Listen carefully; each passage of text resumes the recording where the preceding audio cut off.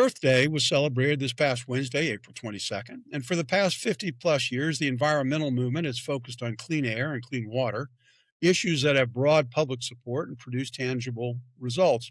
But today, the debate it seems to have shifted to less about pollution and more about land use, energy policy, and economic growth, raising new questions.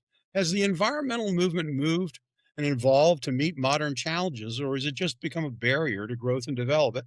And nowhere is that tension clearer than in the debate over data centers that are critical to the modern economy, but increasingly opposed at the local level.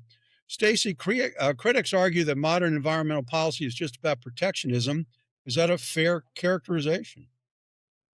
I think that there's some fairness to that critique. I mean, clean air, clean water, stewardship of the environment, those have always been core environmental values. And what's changed, I think, is the accretion of litigation and layers of bureaucracy that dictate policy far beyond what legislatures intended. And fortunately, we're seeing that that's being challenged. You see it politically, but also legally in recent landmark Supreme Court cases like Loper Bright versus Raimondo and West Virginia versus EPA that overturned the 40-year-old, is it Chevron doctrine? Excuse me, Chevron deference doctrine. And these decisions significantly limit the power of federal agencies to interpret their own regulatory authority. So what we were seeing was that like these overreaching, far-reaching regulations. And, you look at the water supply in California, for example, and they're protecting the smelt fish or something crazy like that. And so now with the relaxation of these rules and policies and laws a little bit, we'll see. We'll see what happens. I think most Americans want conservation. I'm clearly in that camp, just not the kind of command and control that I think can Well, just stop. remember, it all started with the snail darter. Yeah, Anyway, sure. Thanks. Cary, here in Maryland, Governor Wes Moore is pushing clean energy expansion and regulations of large energy users. But, it seems to me that there's a dichotomy here. We all love our cell phones, right? We all love the technology that comes from these, but we are so afraid of producing new energy. And, so are Marylanders' environmental goals aligned with energy reality? I think there's a conflict between the economy and our policies. Okay. And I think that's the biggest problem. You're absolutely correct. We need to deal with the issues with respect to, water, electricity, as well as noise that comes from data centers. We can do that.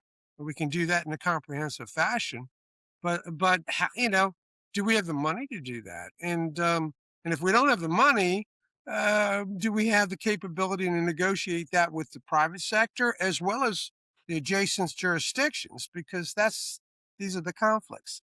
But we forgot. It goes back to like even the electric vehicles. We are forgetting. We've made commitments to these environmental issues, but then for economic reasons, they fall back. They fall to the wayside. We're not going to be building. Taking over Nobody the market. wanted them, Cary. The reason they stopped selling them is because nobody wanted them, or not enough people wanted them without the subsidies. Why? You hit it on the nail on the head when you said, "Do we have the money?" Government doesn't have the money. It's the private sector that has the money. And Stacey, the Wall Street Journal reports that in the past 2 years, activists have halted roughly $18 billion in data center construction and have delayed another $46 billion in data center construction. At what point does activism stop being about environmental protection and just stopping progress? So, it's like anything. And Carrie and I agree on this point, I think, wholeheartedly.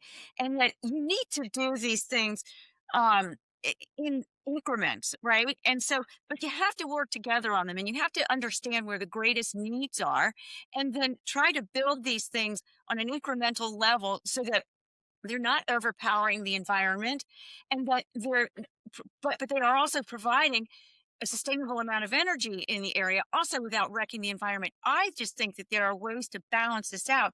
But if you just each come from these hardcore positions and you're not trying to find compromise on the issues, then all we're going to hear is this blather going on while the data centers continue to be built.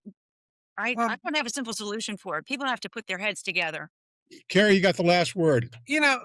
Again, I mean, if we're talking about data centers in Maryland, our neighbors, Loudoun County and, in Northern Virginia, they got the head start on us. They didn't bother including us in any of the discussions. And then today, the water level in the Potomac River is dangerously low intake water for people's homes so that people can live, and we're using that water for these data centers across the river. We own the river, and there's very little communication and cooperation on how we deal with that. So if we want data centers here in Maryland, there has to be regional cooperation, which we don't have.